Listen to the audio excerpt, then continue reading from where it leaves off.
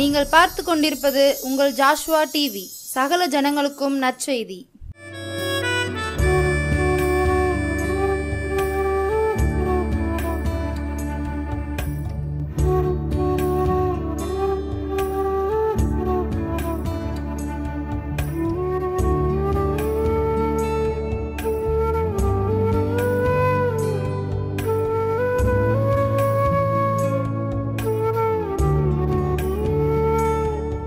ஹல்லேலூயா. தேவனுடைய திருநாமம் மகிமைப்படுவதாக. உலக இரட்சகர் இயேசு கிறிஸ்துவின் நாமத்தினால் உங்களுக்கு என் அன்பான வாழ்த்துக்கள். ஆண்டவர் உங்களை மென்மேலும் ஆசீர்வதித்து பெருகவே பெருகச் செய்வாராக. ஹல்லேலூயா. பிரதான மெய்ப்பர், நம்முடைய மெய்ப்பராய் இருக்கிற இயேசு கிறிஸ்து தாமே உங்கள் குடும்பத்தின் குறைகளை எல்லாம் நீக்கி உங்கள் தேவைகளை எல்லாம் மெய்ப்பர் சந்திப்பாராக. ஹல்லேலூயா. தேவனுக்கு மகிமை. இந்த நாளிலும் உங்களை சந்திப்பதில் ரொம்ப மகிழ்ச்சி. இந்த ஜோசுவா டிவி ஊழியங்கள் வழியாக உங்களுடைய இல்லங்களில், உங்கள் குடும்பத்தில், உங்கள் இருதயத்தில் ஆண்டவருடைய வார்த்தையை விதைப்பதில் எனக்கு ரொம்ப சந்தோஷம். ஆண்டவர் உங்களை ஆசீர்வதிப்பார். இந்த நாளின் நல்ல செய்தியாக சுமைகளோடு வந்த எல்லா மக்களுக்கும் ஆண்டவர் அவங்களுடைய சுமைகளை நீக்கி அனுப்பினார். அல்லேலூயா. பெரிய பெரிய சுமைகளோட இயேசுவை நோக்கி மனபாரம், உலகத்தில் இருக்கிறதான துக்கங்கள், நெருக்கடிகள், பிரச்சனைகள், இந்த இவ்வுலகத்தின் கவலை, மன கஷ்டங்கள், குழப்பங்கள், இது ஒரு பகுதி. இன்னொரு பகுதி ஆத்மாவில் நொறுங்குண்டு ஆவியில் உடைஞ்சு போய் இல்லையா, பாருங்க எப்படியெல்லாம் மனிதர்கள் பிசாசின் பிடியில், நோய், வியாதிகள், தீராத வியாதிகள், சரீரத்தில் இருக்கிறதான பலகீனங்கள், என்னென்ன பாரத்தோடு இயேசுகிட்ட வந்தாங்களோ அந்த பாரங்கள், அந்த சுமைகள் எல்லாம் நீக்கி சுக வாழ்வை இயேசு கொடுத்தார். அல்லேலூயா. அவர்களுடைய சுமைகளை எல்லாம் நீக்கி சுக வாழ்வை இயேசு கொடுத்தார். அல்லேலூயா. இந்த நல்ல செய்தி தான் இன்னைக்கு உங்களுக்கு அன்பானவர்களே. நாம் கர்த்தருடைய புத்தகத்தில் ஒரு தாயாரை பார்க்குறோம். 1 சாமுவேல் 1ஆம் அதிகாரம் 15வது வசனத்தில், அதற்கு அன்னாள் பிரதியுத்தரமாக, அப்படியல்ல என் ஆண்டவனே, நான் மனக்லேசமுள்ள ஸ்திரீ, நான் கர்த்தருடைய சந்நிதியில் என் இருதயத்தை ஊற்றிவிட்டேன். ஒரு பெண் சொல்கிறாங்க பாருங்க, என் ஆண்டவனே, நான் மனக்லேசமுள்ள ஸ்திரீ, நான் கர்த்தருடைய சந்நிதியில் என் இருதயத்தை ஊற்றிவிட்டேன். அல்லேலூயா. அன்பானவர்களே, நம்முடைய இருதயங்களில் இருக்கிற பாரம், மனசில் இருக்கிறதான பாரங்கள், நம்மளுடைய நெருக்கடியான இந்த உலக சூழ்நிலைகள், என்ன காரியங்கள் உங்களை நெருக்கி கொண்டு இருக்குது, என்ன குறை உங்கள் வாழ்க்கையில் இருக்குது. இந்த வார்த்தையை சொன்ன அன்னாள், அவங்களுடைய வாழ்க்கையில் குறை என்னன்னா, அன்னாள் அவங்களுக்கு ஒரு பிள்ளை இல்லை. பிள்ளை இல்லாத குறைக்காக தேவனுடைய சந்நிதியில் என் இருதயத்தை நான் ஊற்றிவிட்டேன்னு சொன்னாங்க. அவங்க இருதயத்தில் எவ்வளோ வேதனை இருந்திருக்கும் இல்லையா. அந்த பகுதியில் நம்ம வாசிக்கிறோம், அவங்க இருதயத்தை எப்படியெல்லாம் மனிதர்களால் வேதனைப்படுத்தப்பட்டுச்சு அப்படின்றத நம்ம பார்க்குறோம். இந்த சமுதாயத்தில் இருக்கிறதான பேச்சுக்கள், எவ்வளோ நெருக்கடியான சூழ்நிலை, அவங்க இருதயத்தில் எவ்வளோ வேதனைகள் இருந்திருந்தால் அந்நாள் அந்த வேதனையோட கண்ணீர் விட்டு இருதயத்தில் இருக்கிறதான பாரத்தை எல்லாம் தேவனுடைய சமூகத்தில் எடுத்து வச்சுட்டாங்க. அல்லேலூயா. அன்பானவர்களே, அவங்க அந்த பாரத்தை தெய்வ சமூகத்தில் எடுத்து வச்சதுக்கப்புறம் பார்த்தீங்கன்னா, அவங்க வாழ்க்கையில் அவங்க எதை கேட்டுக்கொண்டாங்களோ அது அவங்களுக்கு கொடுக்கப்பட்டது. அல்லேலூயா. அன்பானவர்களே, பாரம், இருதயத்தில் இருக்கிற பாரத்தை, இந்த சுமையை நான் எங்கே கொண்டு வைக்கிறது, யார்கிட்ட போய் சொல்லுறது, என் சுமை, என்னோட பாரம் எனக்கு தான் தெரியும் அப்படின்னு சொல்லி தவிக்கிற தவிப்புகள், இதை எல்லாற்றையும் நீங்கள் எங்கே வைக்கணும் அப்படின்னா தெய்வ சமூகத்தில் வைக்கணும். அன்னாள் எப்படி சொன்னாங்க பார்த்தீங்களா, நான் மன கிளேசமுள்ள ஸ்திரீ, நான் மன துக்கம் உள்ளவள், நான் மன பாரம் உள்ளவர், நான் மன கசப்பில் இருக்கிறேன். ஆனால் இந்த காரியம் எல்லாத்தையும் இன்னைக்கு நான் என் தேவனுடைய சமூகத்தில் நான் ஊற்றிட்டேன். அல்லேலூயா. அதை அவங்க சொல்கிறாங்க பாருங்கள். அவங்க சொன்னபடியே எந்த பாரத்தை எந்த சுமையை தேவனுடைய சன்னிதானத்தில் ஊற்றிட்டாங்களோ, இறக்கி வச்சாங்களோ, அந்த சுமை அவங்கள அப்பொழுதே விட்டு நீங்கி போயிடுச்சு. அல்லேலூயா. அன்பானவர்களை, வேதத்தில் எவ்வளோ அழகாக அந்த சரித்திரங்களில் எழுதப்பட்டிருக்கு பார்த்தியா. தேவனுடைய மகிமையை, தேவனுடைய சமூகத்தை நம்பி வந்து அங்கே தன்னுடைய பாரத்தை தன்னுடைய சுமையை இறக்கி வச்சவங்களுடைய சுமைகள் எல்லாம் நீக்கப்பட்டு அவங்க வாழ்க்கை சுகமாய் மாறியது. அல்லேலூயா. அன்பானவர்களை, இதை நம்ம பழைய ஏற்பாடு தொடங்கி புதிய ஏற்பாடில் எல்லா பகுதியிலையும் நம்ம பார்க்க முடியும். நீங்கள் சங்கீதம் 55வது சங்கீதம் 22வது வசனம் பார்த்தீங்கன்னா, கர்த்தர் மேல் உன் பாரத்தை வைத்து விடு. அல்லேலூயா. கர்த்தர் மேல் உன் பாரத்தை வைத்து விடு, அவர் உன்னை ஆதரிப்பார், நீதிமானை ஒருபோதும் தள்ளாட விடார். அல்லேலூயா. எவ்வளவு அருமையான வாசகம் பார்த்தீங்களா. கர்த்தர் மேல் உன் பாரத்தை வைத்து விடு, அவர் உன்னை ஆதரிப்பார். இன்னைக்கு பார சுமைய மன துக்கத்தை நம்ம யார்ட்டையாவது தூக்கிட்டு போனோம் அப்படின்னா, இங்கே வைக்காத, என்கிட்ட சொல்லாத, ஏன்னா உன்னை விட பாரம் எனக்கு இருக்குது, உன்னை விட மனக்கவலை எனக்கு இருக்குது, அதனால் என்கிட்ட சொல்லாத அப்படின்னு அவங்க சொல்கிறாங்க.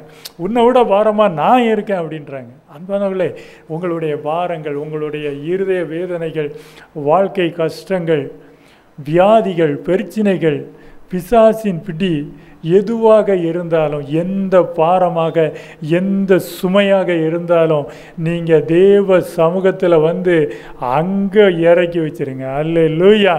தேவனுடைய பாதத்தில் இறக்கி வச்சிருங்க. உங்கள் சுமைகள் எல்லாம் தேவன் நீக்கி சுகமான வாழ்வை ஆசீர்வதிப்பார். அல்லேலூயா. அன்பானவர்களே, ஒரு பெரும்பாடுள்ள ஸ்திரீ வேதனையோடு வர்றாங்க. வேதனையோடு வந்து ஆண்டவருடைய வஸ்திரத்தின் ஓரத்தை தொடுறதை நம்ம ஆண்டவருடைய புத்தகத்தில் வாசிக்கிறோம். ஆண்டவர் சொன்னார், உன் விசுவாசம் உன்னை ரட்சித்தது, உன் வேதனை நீங்கி நீ சுகமாயிரு. அல்லேலூயா. அன்பானவர்களே, அந்த சுமையோடு வந்தாங்க, அந்த வேதனையோடு வந்தாங்க. வேதனை நீங்கி சுகமாக இருன்னு ஆண்டவர் ஆசீர்வதிச்சார் பாருங்க. அப்படிப்பட்ட தெய்வம் தான் நம்முடைய இயேசு கிறிஸ்து. அந்த ஆண்டவர், அவர்கிட்ட நீங்கள் எந்த சுமையோடு வந்தாலும், எவ்வளோ பெரிய பாரத்தோடு நீங்கள் வந்தாலும், அந்த பாரங்களை நீக்குகிறவர், அந்த சுமையை நீக்குகிறவர், சுகமான நல்வாழ்வு உங்களுக்கு நமக்கு தருகிற தெய்வம் அவர். அல்லேலூயா. அன்பானவர்களே, கவனிங்க வேதத்தை, எவ்வளவு அழகான வார்த்தைகள். கர்த்தர் மேல் உன் பாரத்தை வைத்து விடு, அவர் உன்னை ஆதரிப்பார். பாரம் அதிகமாக, சுமைகள் அதிகமாக, இயேசுவுடைய திருச்சபைக்கு வாங்க, ஆண்டவருடைய சபைக்கு, ஆண்டவருடைய சமூகத்துக்கு வாங்க. அங்கே வந்து உங்கள் சுமைகள் எதுவாக இருந்தாலும், உங்கள் பாரங்கள் எதுவாக இருந்தாலும், அங்கே உங்கள் இருதயத்தில் இருக்கிறத எல்லா பாரத்தையும் ஊற்றிடுங்க. தேவ சமாதானம் உங்கள் இருதயங்களை நிரப்பும். அல்லேலூயா. அன்பானவர்களே, ஆண்டவர் எப்படிப்பட்ட காரியங்கள் எல்லாம் செய்திருக்கிறார், எப்படிப்பட்ட சுமைகளெல்லாம் நீக்கி அவங்களுக்கு ஒரு சுக வாழ்வாக கொடுத்துருக்கிறான்றதை நம்ம கர்த்தருடைய புத்தகத்தில் பார்க்க முடியுது. இயேசு கிறிஸ்துவினுடைய ஊழியத்தில் நம்ம பார்க்குறோம் பாருங்கள். மத்தேயு 4ஆம் அதிகாரம் 23வது வசனத்தில், இயேசு கலிலேயா எங்கும் சுற்றி நடந்து அவர்களுடைய ஜெப ஆலயங்களில் உபதேசித்து ராஜ்யத்தின் சுவிசேஷத்தை பிரசங்கித்து ஜனங்களுக்கு உண்டாயிருந்த, இந்த வார்த்தையை தான் நீங்கள் கவனிக்கணும், ஜனங்களுக்கு உண்டாயிருந்த வியாதிகளையும் நோய்களையும் நீக்கி சுத்தமாக்கினார். அல்லேலூயா. அது எந்த வியாதியாக இருந்தாலும், எந்த பிரச்சனையாக, எந்த காரியத்தோடு அவங்க வந்தாலும் சரிதான், அந்த எந்த பாரத்தோடு அவங்க வந்தாலும் அது எதுவாக இருந்தாலும் நீக்கப்படும். அல்லேலூயா. எதுவாக இருந்தாலும் அதை சரி செய்து சமாதான வாழ்வு அவங்களுக்கு கொடுக்கப்படும். அதுதான் தேவனுடைய சபை, தேவனுடைய சமூகம். எங்கே வரணும்? பாரத்தோடு இருக்கிற மனிதன் எங்கே வரணும்னா தேவனுடைய சபைக்கு வரணும். அல்லேலூயா. தேவ ஆராதனைக்கு வரணும். வருத்தப்பட்டு பாரம் சுமக்கிறவர்களே, நீங்கள் எல்லோரும் என்னிடத்தில் வாருங்கள், நான் உங்களுக்கு இளைப்பாறுதல் தருவேன். அல்லேலூயா. ஆண்டவர் இயேசு இப்படி தான் அழைச்சார். 2000 ஆண்டுகளுக்கு முன்பாக வந்த ஆண்டவர் இயேசு கிறிஸ்து மக்களை அழைக்கும்போது இப்படி தான் அழைச்சிருக்கிறார். வருத்தப்பட்டு பாரம் சுமக்கிறவர்களே, நீங்கள் எல்லோரும் என்னிடத்தில் வாருங்கள், நான் உங்களுக்கு இளைப்பாறுதல் தருவேன். தருவேன்னு சொன்னால் அவர் தருவார். அல்லேலூயா. அன்பானவர்களே, இதுதான். ஏன்னா அவர் பொய் சொல்லாத தெய்வம், பொய்யுரையாத தேவன் அவர். அன்பானவர்களே, சமாதானத்தை நான் தருவேன். நீ பாரத்தோடு இருக்கியா, என்கிட்ட வா, நான் உனக்கு சமாதானத்தை தருவேன். தேவ சமூகத்தில் வந்து அந்த சுமைகளை, அந்த பாரங்களை இறக்கி வைக்கும்போது தேவன் ஒரு சுகமான வாழ்வை நமக்கு தர போதுமானவராக இருக்கிறார். அல்லேலூயா. அதனால் சுமைகளை, பாரங்களை வேற எங்கே நீங்கள் எடுத்துகிட்டு போனாலும் அது உங்களுக்கு என்ன செய்யப்படாது? நீக்கப்படாது. நீங்கள் உங்கள் சுமைகளை, பாரங்களை கொண்டு வர வேண்டிய இடம் எதுனா தேவனுடைய திருச்சபை, தேவனை ஆராதனை செய்கிற அங்கே வந்து நீங்கள் உங்கள் மனதில் இருக்கிறதான சுமைகளை, பாரங்களை நீங்கள் அங்கே கொண்டு வந்து வைக்கும்போது அந்த சுமைகள் எல்லாம் உங்களுக்கு நீக்கப்பட்டு போகும். இரட்சகர் இயேசு கிறிஸ்து உங்களுக்கு ரட்சிப்பை தருவார். அல்லேலூயா. அன்பானவர்களே, எல்லா காரியங்கள் இன்னும் நம்ம பார்க்குறோம். மத்தேயு 4ஆம் அதிகாரம் 24வது வசனம் இவ்விதமாய் சொல்லுது, அவருடைய கீர்த்தி சீரியா எங்கும் பிரசித்தமாயிற்று. அப்பொழுது பலவித வியாதிகளையும் வேதனைகளையும் அடைந்திருந்த சகல பிணியாளிகளையும் பிசாசு பிடித்தவர்களையும் சந்திர ரோகிகளையும் திமிர்வாதக்காரரையும் அவரிடத்தில் கொண்டு வந்தார்கள், அவர்களை சொஸ்தமாக்கினார். அல்லேலூயா. எவ்வளோ அருமையான வசனம் பற்றிலா. இந்த வசனம் பாருங்கள், மத்தேயு 4ஆம் அதிகாரம் 24வது வசனத்தில் பலவிதமான வியாதி, பலவிதமான வேதனை, பலவிதமான வியாதி, பலவிதமான வேதனை. இந்த மக்கள் தான் இயேசுவை தேடி வர்றாங்க. பல வியாதி, பல வேதனை, பலவிதமான பிரச்சனை, போராட்டங்கள். அன்பானவர்களை பாருங்கள், பிசாசின் பிடிகள், முடக்குவாதக்காரன், பாருங்கள் எப்படியெல்லாம் ஒரு காக்காவலிப்பு, அதாவது ஒரு அந்த உடல் வெட்டி வெட்டி இழுக்கிறது, இந்த மாதிரி எந்த ஒரு நோயாக இருந்தாலும், அந்த வலிப்பு நோய், எந்த சரீர பிரகாரமாக ஒரு மனிதன் எதை சுமையாக நினச்சி கவலையோட, ஏக்கத்தோட, வேதனையோடு இருக்கானோ அவனுடைய சரீரத்தை சுகமான சரீரமாக ஆண்டவர் இயேசு மாற்றுகிறார். அல்லேலூயா. வேதனையை கொடுக்கிற அந்த சரீரத்தை சுகத்தை கொடுக்கிற சரீரமாக ஆண்டவர் ஆசீர்வதிக்கிறார், இயேசு ஆசீர்வதிக்கிறார். அல்லேலூயா. அன்பானவர்களே பாருங்க, அப்போ சுமைகளை நீங்கள் தூக்கிட்டு வரும்போது நான் எங்கே கொண்டு வைக்கிறது? என்னோட பாரத்தை நான் எங்கே வைக்கிறது? எனக்கு நிறைய வருத்தம் இருக்குது, எனக்கு நிறைய கவலை இருக்குது, எனக்கு நிறைய பிரச்சனைகள் இருக்குது, எனக்கு நிறைய போராட்டங்கள் இருக்குது, எனக்கு வியாதி இருக்குது, எனக்கு பிசாசின் போராட்டம் இருக்குது. என் வீட்டில் நிம்மதி இல்லை, எப்போவுமே சண்டை. அன்பானவர்களே, தேவ சமூகத்துக்கு வாங்க, தேவனுடைய சபைக்கு வாங்க. வருத்தப்பட்டு பாரம் சுமக்கிறவர்களே, நீங்கள் எல்லோரும் என்னிடத்தில் வாருங்கள், நான் உங்களுக்கு இளைப்பாறுதல் தருவேன். மத்தேயு 11ஆம் அதிகாரம் 28வது வசனத்தில் இயேசு சொல்லி அழைத்த வார்த்தை. அல்லேலூயா. அன்றைக்கும் இன்றைக்கும் அதே அழைப்பு தான் உலக மக்களுக்கு.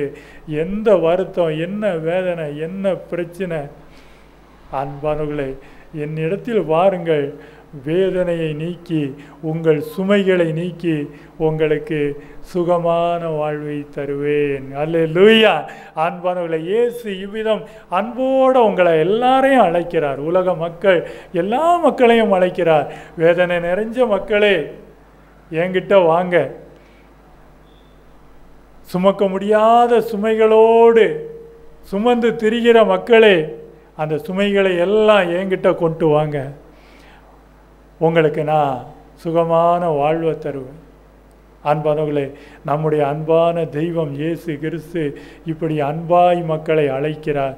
ஒவ்வொரு நாளும் அழைத்து கொண்டே இருக்கிறார். இந்த வார்த்தைக்கு செவி கொடுத்து அந்த வேதனை நிறைந்த சகோதர சகோதரி யாராக இருந்தாலும், எந்த வியாதியாக இருந்தாலும், எந்த பிரச்சனைகளாக இருந்தாலும், எந்த விதமான பிசாசின் போராட்டங்களாக இருந்தாலும், நீங்கள் சபை ஆராதனைக்கு வரும்போது அந்த சுமை நீங்கி சுகமான வாழ்வை, ஆசீர்வாதத்தை ஆண்டவர் இயேசு உங்களுக்கு கட்டளையிடுகிறார். அல்லேலூயா. அதனால் அன்பானவர்களே, இந்த நல்ல செய்தியை நீங்கள் உணர்ந்து கொள்ளுங்க.